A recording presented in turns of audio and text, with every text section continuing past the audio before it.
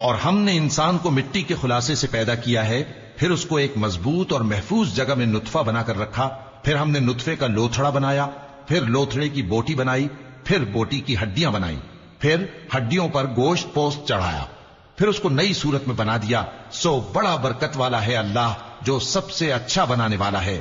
پھر اس کے بعد تم مر جاتے ہو، پھر قیامت کے روز اٹھا کھڑے کیے جاؤ گے، اور ہم نے تمہارے اوپر کی جانب 7 آسمان پیدا کیے، اور ہم خلقت سے غافل نہیں ہیں۔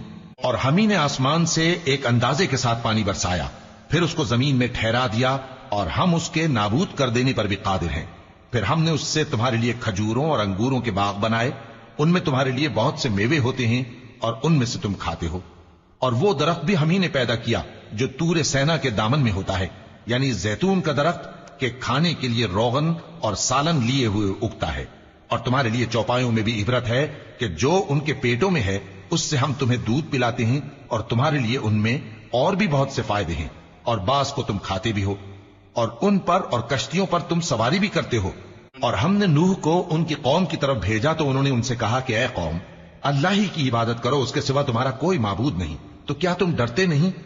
اس پر ان کی قوم کے سردار جو کافر تھے کہنے لگے کہ یہ تو تم ہی جیسا آدمی ہے، تم پر بڑائی حاصل کرنی چاہتا ہے، اور اگر اللہ چاہتا تو فرشتے اتار دیتا۔ ہم نے اپنے اگلے باپ دادا میں تو یہ بات کبھی سنی نہیں، اس آدمی کو تو دیوانگی کا عارضہ ہے، تو اس کے بارے میں کچھ مدت انتظار کرو۔ نوح نے کہا کہ پروردگار، انہوں نے مجھے جھٹلایا ہے، تو میری مدد کر۔